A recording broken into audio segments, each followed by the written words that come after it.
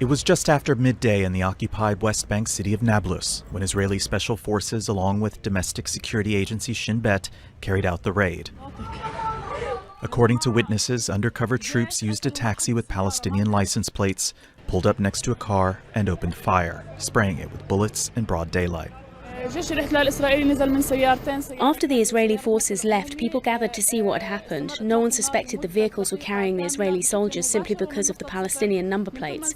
The Israeli soldiers continued to fire for a minute. They fired more than 80 bullets, and the young Palestinian men were killed on the spot. The Palestinian men were accused of involvement in recent attacks against Israeli soldiers and civilians. The troops were filmed taking weapons from the vehicle before they left the scene. A case of extrajudicial killings, according to the Palestinian Authority, that requires an international investigation.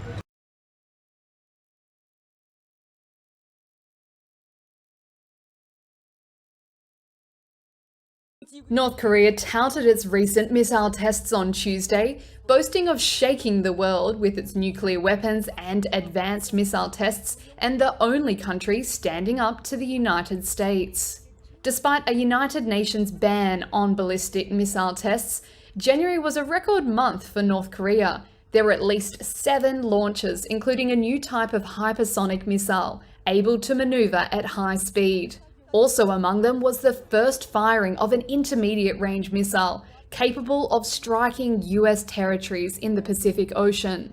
A statement from North Korea's foreign ministry said its series of tests were, quote, remarkable achievements that strengthened North Korea's war deterrence.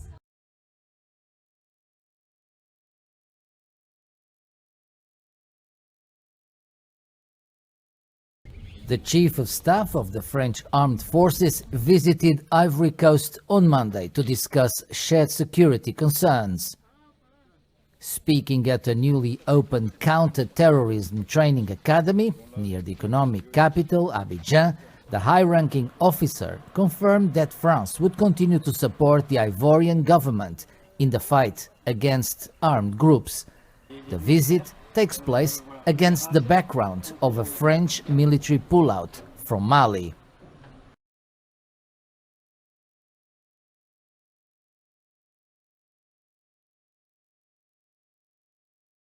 Right, let's turn to Mauritius. The government there is sending a boat to the disputed Chagos Islands in the Indian Ocean. Now, the boat, which is to conduct scientific research, is also carrying a group of elderly island residents who were forced by Britain to leave their homes on Chagos half a century ago.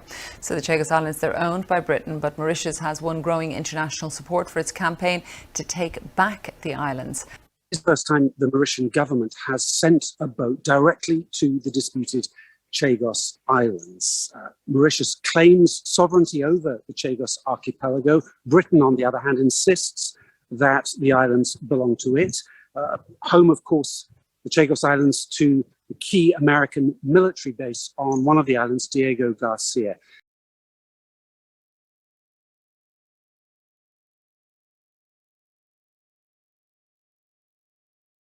I believe the starting point today are two sides that are coming somewhat willingly, somewhat unwillingly into the discussion. On the one hand, the Americans have been saying time is running out.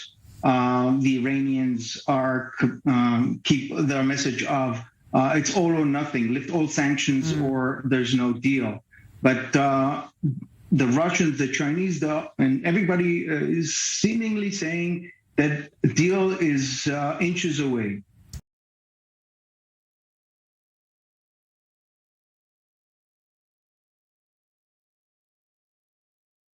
Shifting our focus now, at least 14 people have died, another 35 injured in a landslide in central Colombia, which was triggered by torrential rain.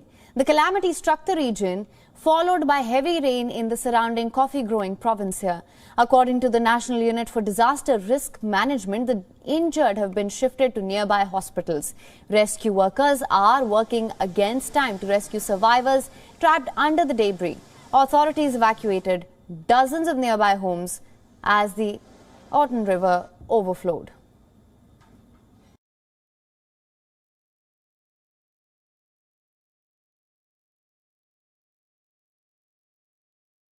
After 6 long years behind bars, the Thulsie twins have finally been convicted and sentenced.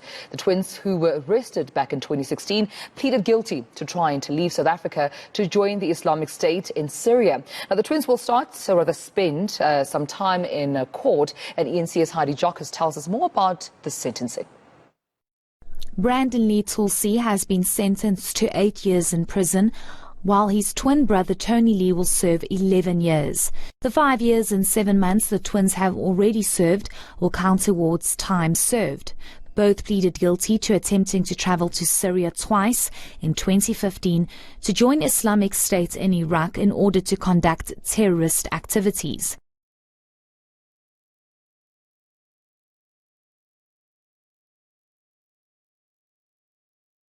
The US Department of Justice has arrested 2 people and confiscated cryptocurrency worth $3.6 billion, which it says was stolen during a hack of the Hong Kong-based exchange Bitfinex in 2016.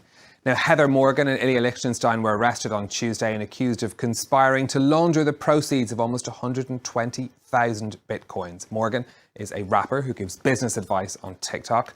Prosecutors says the tokens were stolen during the Bitfinex hack.